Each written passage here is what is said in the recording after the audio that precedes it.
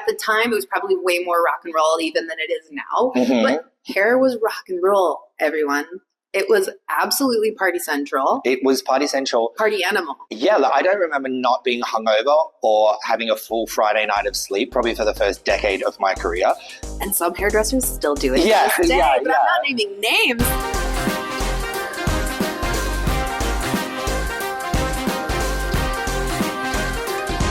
Hello and welcome to the Beauty Ritual Podcast, the podcast that hosts conversations about age, beauty, and identity. In a world where the pressure to conform rises every day, this is your dose of perfection correction. And today, as it should be, because you can see we are in a new space, and for those of you listening on Spotify, we are in a new space. Our guest is Daniel K. Palmer, and we are shooting this episode in an amazing new salon in West Hollywood called the Daniel K. Palmer Salon. Daniel is someone who knows how to bring out the best in your hair and in you, and I'm so excited for you to get to know him in today's talk. Welcome to the show. Thanks, Emma. I'm so happy to do this with you today. I know. Well, we've been talking about it for a minute, so it feels weird to be here, but here we are. And the lead up to get here, everything coming together in this gorgeous space, does it feel real to you? No, it definitely doesn't feel real yet. This week has been, the last 2 weeks have been the most intense 2 weeks of my life. And today actually was my first day off since I can remember. So you're going to get the best of me. Honestly, I have so many questions like about the salon itself, because I think people really need to understand what the dream is here. Mm-hmm. But I kind of want to rewind and like start from the beginning, the beginning, genesis of where you're from. Oh, you want to go back to the beginning? Yeah. Okay, cool. Like from where I'm from is just what you said. Yes. From Perth, Western Australia? Yeah. Okay, we can go back there. From the beginning of my career? Yeah, we can do the beginning of your career, the beginning of like the first time you really understood like hair was something that drew you. Hair drew me from such a young age. I left school when I was 14 and started an apprenticeship immediately. I remember brushing my mum's hair, styling my mum's hair, just playing with my mum's hair. And I had a scholarship for dance and drama and theatre in Perth.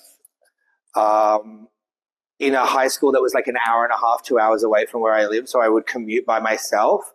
I would walk past this hair salon every day and I would just stop and stare in the window. And then one day they like waved and were like, come on in. And I was like, okay, at 14. And they were looking for someone to like sweep the floor and do shampoos on a Saturday. And that's how it began for me. And that I think began timing-wise at the beginning of like our Christmas holidays, which are our summer holidays. So I did that for like 6 weeks, and by the end of it, I was in, like I was sold. So to leave school at that age, you have to get like the permission of the principal, the permission of like, I believe it was like the Minister of Education from Western Australia and my parents, and I had permission and I left school and off I went. So I was qualified by the time I was 17.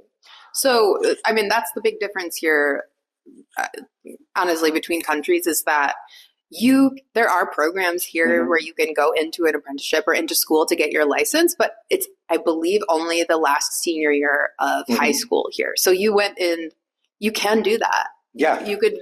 I still believe you can do that. Really? To my knowledge, as long as you're entering a full-time apprenticeship scheme, which in Australia, I feel like we have really strong structure and strong educational platforms in that area. Apprenticeships are still really popular things. Going to like trade school is still a really popular thing, as I feel like when you get to America, you have to go to university. And if you don't go to university, then you don't exist, is what I feel as a foreigner. Like, I feel like you're really pushed to go university. You have to go to university. You have to go to university. You don't have a degree, you don't go to university. Sure. As I feel like in Australia, like if you're a tradesman, it's still a really respected thing. And so it's a structured 4-year apprenticeship where you work full time So 5 days a week, but of those 5 days, you would go to hairdressing school 1 day a week. So you're learning on the job. You're learning on the job. Now, I understand what you're saying about university, but I think that from when I started doing hair, it was at the beginning of change because we were entering a new era of, you know, people not finding those immediate jobs out of school. And still there's pros and cons to all of it, but the conversation has widened, which I think is great. Right. And it's something that you were probably ahead of us on. But one thing that really, you know, I'm so interested in the fact that you could pass a salon and they were so inviting and there was some kind of attraction there. I always knew that hair had this quality of changing the identity of a person or making a person feel powerful. And when was the first time you noticed that hair had some kind of power to it? That was instant for me, I think, because I think at that age you're so experimental yourself. And my personality was so large. And, you know, at that age, you just don't care. You will do anything to your hair. As I think one should at that age. Like, and in your early 20s, like, do everything you possibly can to your hair. Because the older you get, the safer it is. And, you know, you've done everything. So you know what works and you know what doesn't. But it was very early on that I realized it had that power. It wasn't only the power of the hair, it was the power of the service and the energy of a hairdresser that I realized was so powerful from a young age. I think because I was so young. And I think when you're so young, you're so receptive and you're so open and you're so adaptable and you're so absorbent. You're all of these things that the older you get, you're more rigid, you're more stuck in your ways. We're just, you know, we've been tarnished, we've been hurt, we've been all of these things that we're not as open to seeing or feeling things that I think was probably a real blessing for me starting so young because I was just a sponge and I just suck up everything at that age. And there's a resilience inside of that transformation. I think that bringing that into your life for more than just your youth is really healthy. Right. And it's something that people should be open to if they want to have a more vibrant self-expression at any age. Right. I'm wondering now, when you sort of started to feel like you wanted to broaden your horizons from Australia. I grew up in Perth, which is on the west coast of Australia, which is like LA. And I moved to Melbourne when I was 18. And that was not really something that was thought out. It was something that, look, so from the beginning, drugs and alcohol were a really big part of my life as soon as I left home. And I also left home at 15. So I started work at 14 and I left home at 15. And so in my head, I was an adult. Drugs and alcohol were a really big part of my life because they were a really big part of the hairdressing life at that time. Let's explain this to the audience really quickly because at the time, it was probably way more rock and roll even than it is now. But hair was rock and roll, everyone. It was absolutely party central. It was party central. Party animal. Yeah, I don't remember not being hungover or having a full Friday night of sleep probably for the first decade of my career. And some hairdressers still do it to this day, but I'm not naming names. There's a lot of people that still do that. I still think it's a really big part of our industry. Depending on what, area you're in, because again, within hair, it's such a diverse industry, right? Like you can work in a salon, you can work in set, you can do so much. Drugs and alcohol were a really big part of my life from the beginning. And so by the time I qualified, I then moved around quite a lot to quite a few different salons because drugs and alcohol is clearly a problem in hindsight. And so I was actually fired from a salon, Artistic Visions, in Perth, and her name was Bernice. And there's these certain people along my career, which will probably come out in this conversation, which are iconic to me because this woman fired me and told me that I had to leave Perth. Perth was not for me and I needed to move to Melbourne. And within 7 days, I was in Melbourne. And then that was another spiral because Melbourne was like big and new and shiny and sparkly. And I worked. She pushed you out of the nest. She pushed. Wow. Yeah. And still to this, like the thought of like someone going, you need to move there. And then 7 days later, you're there. Like, you only do that as an 18-year-old. Like, you wouldn't do that as... I moved to LA as an 18-year-old on 3 weeks' notice. Right, exactly. And that's what we do. And with $700 to my right, exactly. And that's the thing that, you know, as a young person, you know, we take those risks. And because you go, well, what's the worst thing that can happen? No, you don't ask that even. You just jump. You just jump. Yeah, actually, I don't think I would have asked myself that, because one wouldn't. You wouldn't know to ask it. It's just not something that comes with the age. No, You're not and you just formed adapt. in that way. And failure isn't really in my agenda.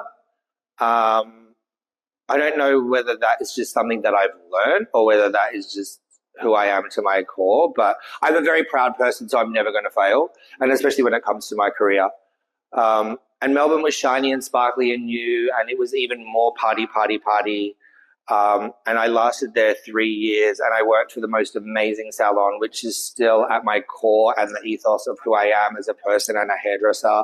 Shibui Melbourne, Tracy Colebrook, Dean Holcomb, Leah May, Rob Hastings. Like, these 4 people were just such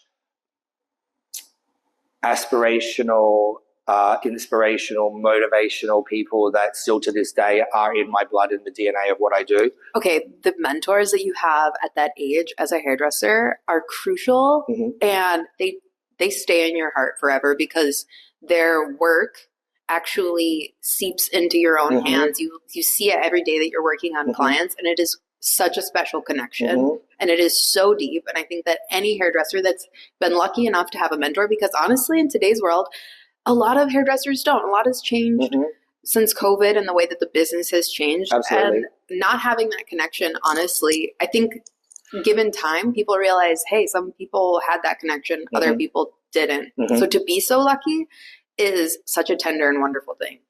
I have had really amazing mentors early on in my career that now I look back and I go, I realize how blessed I was, because they taught me such core skills and were so rigid in what I was learning, and it was so essential at the time for that to be that way. And I'm forever grateful for that. In turn, that's why I think we're sitting here too in this space, because, you know, it's a full 180 for me. Well, see, I asked you the other day, how long has this always been your dream? How long has it been since, you know, you had this dream to open up a salon? And you told me that never. What? I never wanted to own a hairdressing salon. I never wanted to operate a hair salon. I just thought it was just not for me. And here we sit. And here we are in a 13-seat salon in West Hollywood. For those of you that can't see, it is the most gorgeous shade of pink. Yeah. And green every tile. detail was slaved over. Emerald tile. I wanted it for everyone. I didn't want it just for me. Like, I really believe that this space I created for everybody. I was driving the mission, but it was a space that I wanted to create for everybody. So it was a hidden dream. It was like a sleeper cell dream. I feel that, you know, and I'd actually just gotten back from Perth. I feel like I'm going all over the place, but I'd just gotten back from Perth last May, and my husband and my dad just had a conversation, and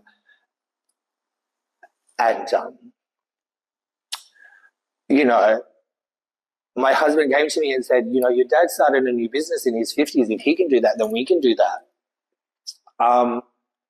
Don't you love how when parents take a chance and do something, it can inspire something out of you? Yeah, and I never saw that in my dad. You know, my dad was a bus driver his whole life, and you know, because I moved away so young, I never really was a part of that transition, and it reminded me of that. And so I after that trip to Perth, it was on and popping. You know, that was last June, and here we are in what month is it? February. Yes, it is. So, like, you know, I may move to Perth to Melbourne in 7 days, but also, like, clearly I can pull together a business in, 8 months, which allegedly is quite quick. Like, it felt like an eternity to me. Like, every day felt like a year, but 8 months allegedly is really quite quick. It is. Allegedly. Yeah, allegedly. So, here we are. So, you're in Melbourne. You're soaking up knowledge, as an assistant should be so lucky to. how was, the transition of this like party lifestyle going to the UK? Was that also part of your jump, to London? Was that sort of the drive as well? Was it similar, or was it a different drive that got you? I think the jump from Perth to Melbourne did something to me, which made me want to strive for more. I was always a perfectionist, and I've always been very incredibly proud of my career, more so than myself personally. And so it was just natural for me that I would move to London. I always wanted to move to America, but the transition from Australia to America at that time was not easy. The transition from Australia to London was so easy because my mother was British, so I just had to get a passport and I went. But again, like I moved to London like on pretty much a whim, and I think I was traveling Thailand for a month, and that was like at 21. So like I think I spent all my money on alcohol in Thailand and then arrived in London on the 1st of December, which is the middle of winter, which if you're from Australia and you've never been to London before, it's vile. And probably I would have had less than $5,000. It's the lucky number. Even when I moved here, I had $5,000. Like I just have never really thought through much. I just Gotta roll the dice. I roll the dice and I go. Well, that's the spirit of an entrepreneur. Honestly, I think what holds people back is thinking way too much. And honestly, you have to have a completely solid belief in yourself. You don't have the time to think about the fear. So you land in London. I mean, the party lifestyle is still kind of swirling around you, but that wasn't the core of the decision to move. It was a career move. I think it was a career move. I don't think I could give it all a career move credit. There was really amazing English movies at the time that were like based on partying in London, like Train Spotting. There was another couple of like club-based, like ecstasy-based, like, late 90s, early 2000s, like, it was London. Like you lived in the club. Like it was so socially acceptable just to like do copious amounts of cocaine. And also there's a pub on every second corner.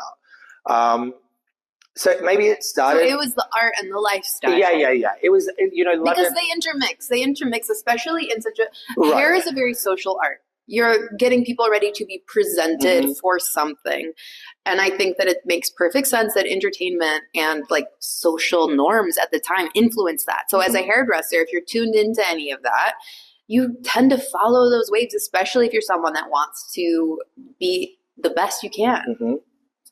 And I'm also a people pleaser.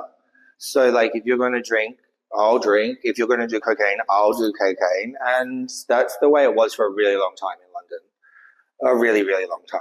Like I now, in knowing what I've achieved in the last 8 months, and I feel like I've put in like 110%, in my 20s, I think I coasted by and did pretty well at like 50, maybe 60. Like I just had a great time in my 20s. And I was very blessed that I always worked. I would never not. It's never like I've not worked. Yeah. I've always worked. Like, yeah, I may have called in sick every now and then, but essentially, like, I've never had time off. Allegedly, I've never had time off from my career. I've always done this job since I was 14 to however old I am now. I think when you have something that is like fulfilling and it's a purpose, it's a mainstay. And I understand that. Was there any point in time that you took a step back and reevaluated that in that point in your life? Like the career?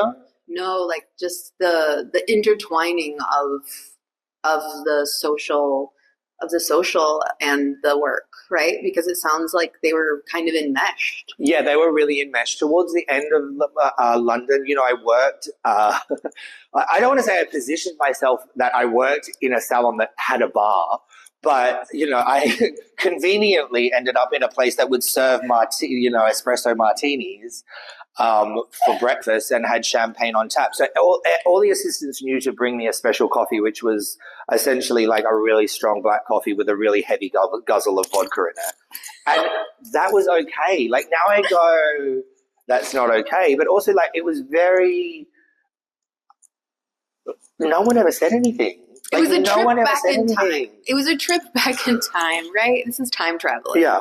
From where we speak today till then, it's basically an episode of Doctor Who. Yeah, because it was a minute ago, wasn't it? Like, it was, 15 years ago?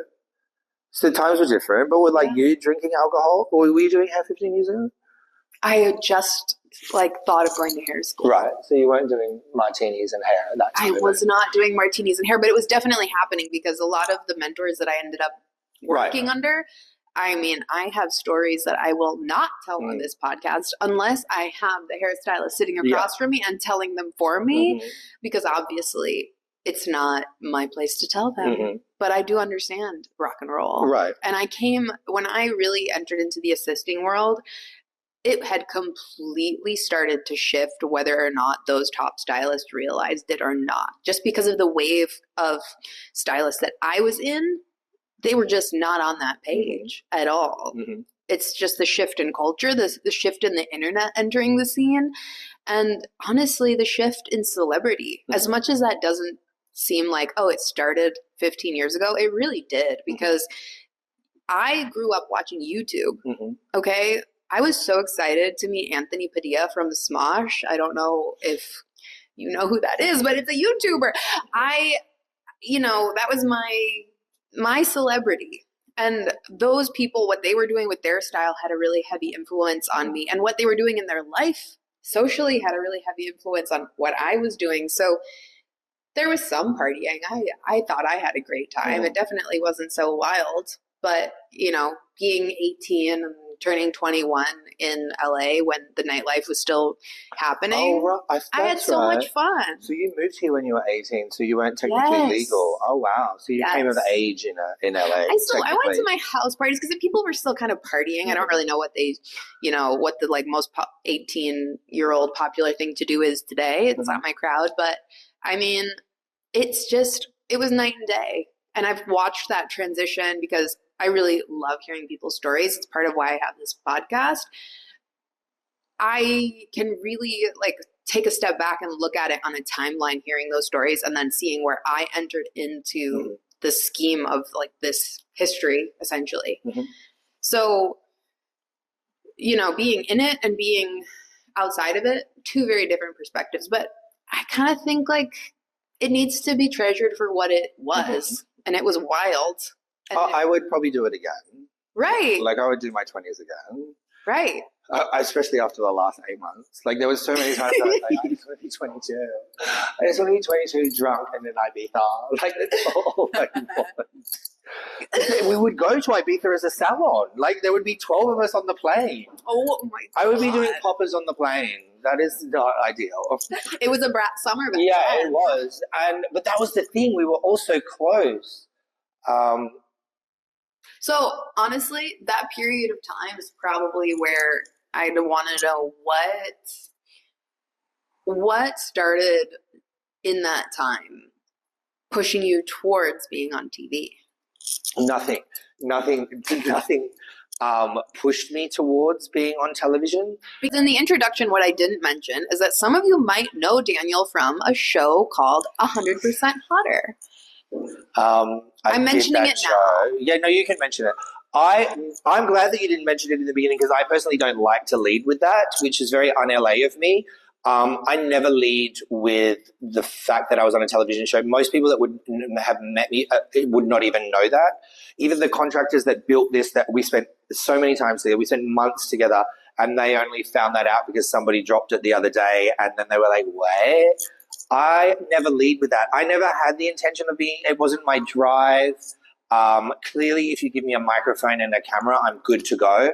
But it was never my intention. I just worked because I love my job and I still love my job. And I think I do great work. And so I was noticed. And that all happened within a blink of an eyelid. That happened with them finding me on Instagram, me going in for a casting, and it happening within a matter of 3 or 4 weeks. And then we did 4 seasons of the show. 4 seasons? We did 4 seasons of the show. We did 4 normal seasons, and then whilst we did that, we also did, I believe it was 3 celebrity versions as well. So we would do not like the normal everyday people, and then we would do like I think 4 or 5 or 6 episodes with UK celebrities as well. Okay, interesting. I don't think I've seen that, but before I ever met you, I watched the show and I really, really enjoyed it because obviously anyone around my age that's interested in fashion has watched America's Next Top Model, and anyone in hair obsessed about the makeover episode. So for me, this show was all about the makeover episode, and that's why I loved it. I understand why there's consternation about it now. It's 10 years. What kind of reflections do you have? I mean, it's almost, it is 10 years. And at that time of my life, it was, personally for me, it was, it was probably the worst time of my life. That makes total sense, by the way, because when you're having career highs, you can sometimes have the most personal lows. It was the lowest of low. At that point,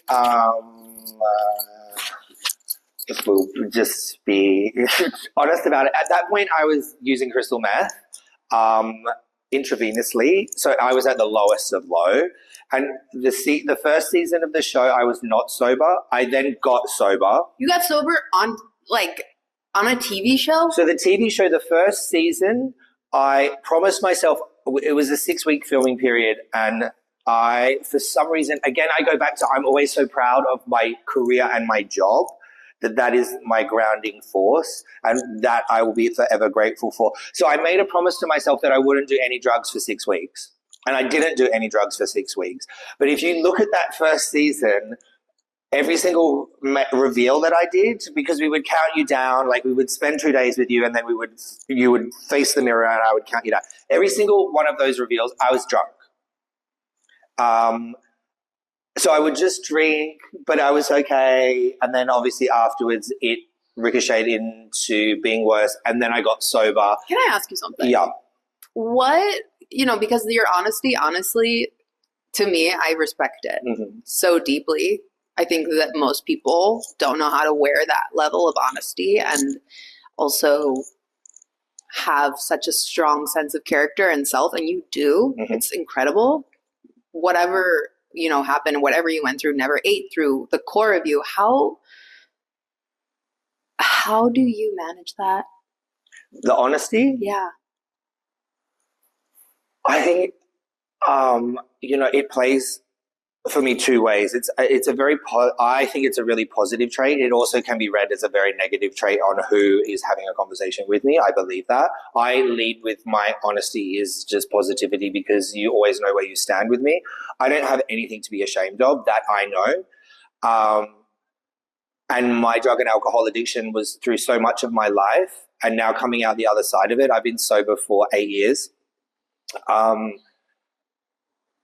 There's not a single thing that I regret. As I said, I would just do my 20s again. I will tell every one of my clients, everyone that I work on, will, if it comes up in conversation, will know about my history, especially with crystal meth. It's an insidious drug that to this day I have, such sadness and remorse. Just when especially living in LA, we see it on the streets. We see it everywhere. Yes, I was driving here today and someone was huffing away on a meth pipe as I was driving here. I've been in a lift with someone. Yeah. A driver, unfortunately. Oh, wow. Yeah, it was not fun. It was a not fun ride to the airport. Not fun. Well, you think it's fun at the time, but I think that I have to be honest about it, because, look at where we are. Like, I still have to check myself and go, 8 years ago, I was a meth addict, and now I am not, and this is what I have achieved in 8 years. And I feel like that people need to see that and know that. I absolutely agree, because to me personally, there's nothing more precious than watching people reinvent a life and overcome, because you honestly are the 4-minute mile for someone. And speaking on that is huge. You really don't know who needs to see that, who needs to hear that. Right. And that is always why I think I probably overshare, because of that point. You just never know who needs to hear that. And I want people that need to hear that. So I'm happy to just put myself out there and risk it and share it with everybody, because I really, like, I don't care. Like, I never killed anyone. I never stole anything. I never broke into anyone's house. I never did anything wrong. I just had a personal issue that happened to be drugs and alcohol. You know, that speaks to you having a huge heart, because going back to the show, one thing I always felt, and it's interesting because as much as you did stand out for being a big personality, you also blended in with everyone. It felt like the cast had a lot of equilibrium. Mm-hmm. I always felt like you came from a hugely heartfelt place. So that's always been true about you. Mm-hmm. Always, yes. Still, very much. I still think that going through the show and making a sobriety transition is huge. It was huge, and I think if you worked on the show with me, there was not good days, and I think I was very difficult to work with, because I genuinely cared for those people that we had on the show, like genuinely to my core. I think because I was so fragile myself at the time, and making other people always makes me happy. Making other people laugh always makes me happy. It's a very simple equation for me. I just want to have fun and make people happy and laugh and smile. That's all I ever want to do. But on the flip side of that, you know, going through sobriety in those early days is tough. Oh my God, absolutely. And the funny thing is, I rewound to say that I had watched the show, but when I actually met you, I didn't recognize you, and I didn't know that you had any connection to the show, because on the show you have this gorgeous mane, and you still have a gorgeous mane now. Thank you. It's coming back. But you had your hair really short, so I saw this, gorgeous redhead walking down the hallway of my apartment building with this updo, and I was like, who did that? I must know. And that's how I was connected to you. And I got to know you backwards. So then how long did it take you to put together the two? Was it within the first appointment that you worked out who I was, or did it take a few? No, it took me a few. Yeah. Because I wasn't thinking about the show. Like, the show had no connection. You really looked so different. Mm-hmm. And that's why I shaved my head off, because I was always the man with the long hair from that show. Yeah. And think about this. You're going through this huge transition of becoming sober. You almost need... I wanted it gone. You need because I knew what was in those hair strands. Yes. Like, every detail, every drug, every story, every night, every bad thing was in that hair strand, and I wanted it gone. I knew that. Like, if you're going to drug test someone, you drug test their hair, and it'll give you whatever you need to know. I wanted it off me. As a symbol of complete regeneration. Mm-hmm. And I get that. But honestly, it worked because, it took me a while, and I didn't go back and rewatch the show or anything. I was like, I had vague memories of it. Mm-hmm. And I rewatched some of it, leading up to this episode, because I wanted to refresh my memory and maybe bring parts of it into the conversation. I can't rewatch it. I cannot rewatch. That's fair because you have your sobriety journey on camera. Yeah, I have it on camera. I had really close relationships on that show, especially with one person. We were so close, and then that changed a lot too. So there's also, I can't watch it because I feel like that person was inauthentic. And you probably don't need to. No. Right? No. It makes me cringe. I think also like a lot of the language that I used and the verbiage and the way that I critiqued people. At my core, I'm very kind and caring, but also I was filming a television show. I was encouraged to be incredibly honest. And at the time, if we think back, if we think back to the mid-2000s, reality television and television was very different, right? If we think back to Tyra and America's Next Top Model, there is no way, as we know when we watch that back now, it's painful to watch, it's cringy to watch. That's also why I can't watch myself. But at the time, it was like, what we had was Simon Cowell on a panel saying the most outrageous things to people. And you're competing with that. You're competing Correct. with the most outrageous of the Correct. outrageous. And you're obviously trying to ride the line of still being compassionate and still being professional more than anything. being professional is the like mast that will get you through the storm. Mm-hmm. I think that, quite honestly, and just in my humble opinion, I think that you did quite well, because there's anyone who watches reality television can also go back, watch an episode and kind of see like, that looks so manufactured. That looks like they made none them of it was that. manufactured.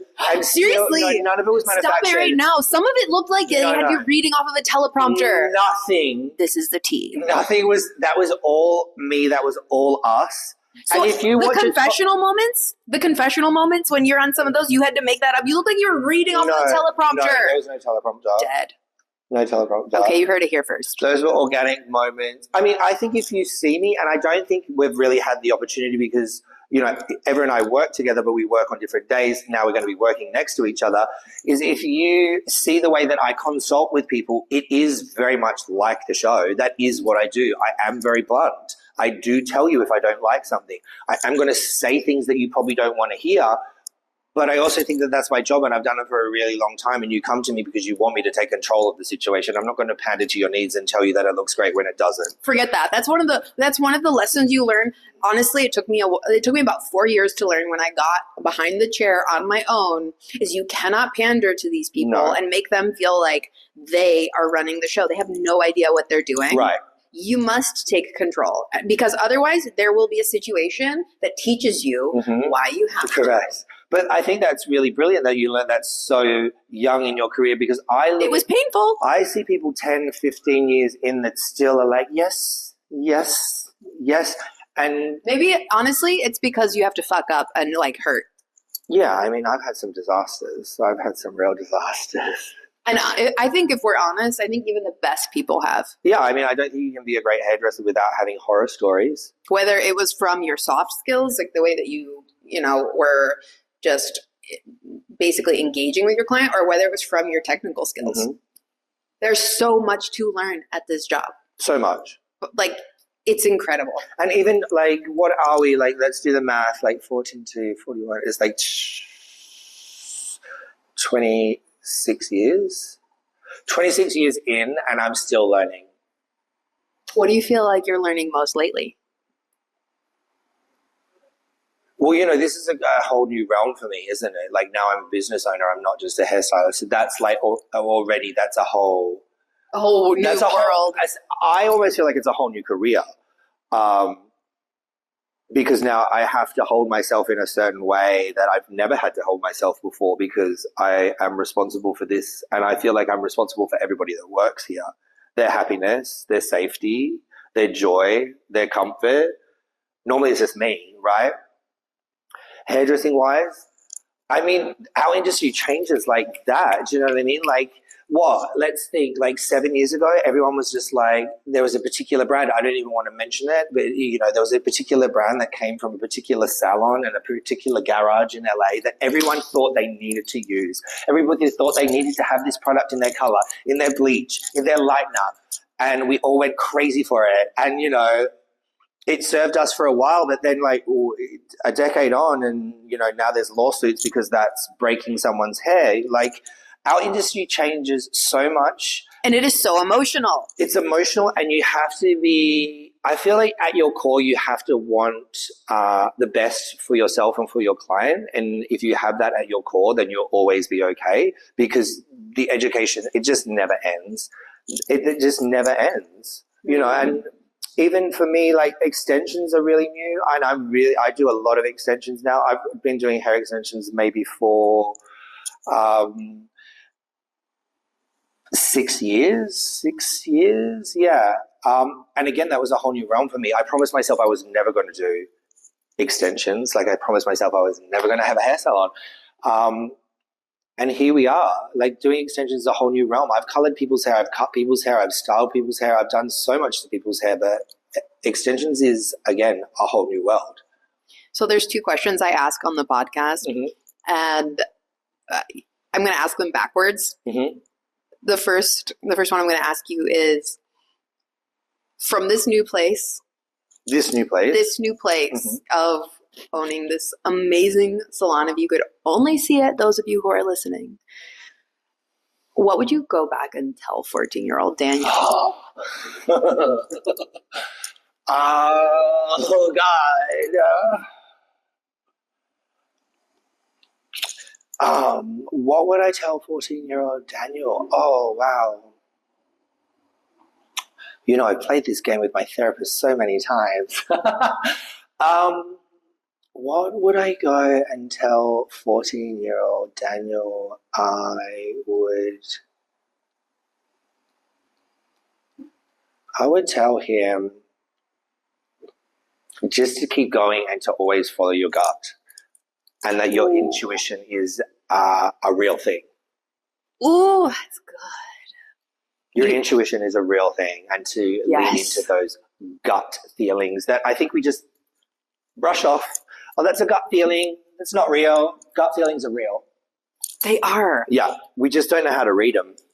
No. And we don't know how to trust them. No. What do you think the trust part is about? Look, that's a whole other 45-minute conversation because you know, we're not taught that, are we? Like, we're taught to do math, and we're taught to do English, and we're taught to read a map, kinda. We're not taught how to read our emotions or read other people. And that within this career is also the ability to read other people, I think helps you read yourself. Correct. We are mirrors for each other, and honestly, when you come in front of you add an actual mirror, shit gets wild. Mm-hmm. So my final question for you is, what does beauty mean to you? Beauty to me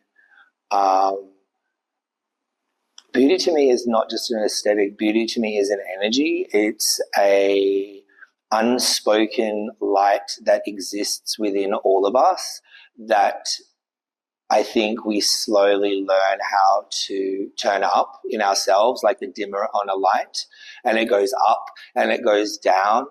And I think we're forced into a world where beauty standards are thrown upon us and we're told things.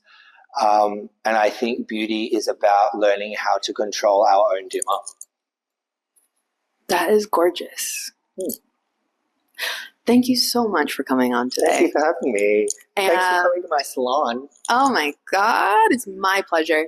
It's absolutely my pleasure. So the next time that we have this is going to be a year anniversary where we have a long, full episode with Daniel. We're going to check in a year and see what's happened since the salon has been opened. But we might see Daniel on some DKP pop-up spotlight episodes, depending on what's happening in the salon. Daniel, tell the people where they can find you, where they can follow you, and see what's happening. You can follow me at Daniel K. Palmer Hair on Instagram. You can also follow the salon at Daniel K. Palmer Salon. Where else can you reach me? Instagram's probably where you're going to get at me the most. The same handle on TikTok, and also you can go to our website, which is danielkpalmer.com. If you're ever in LA, make sure you come and visit us. We definitely want to see you. We love visitors.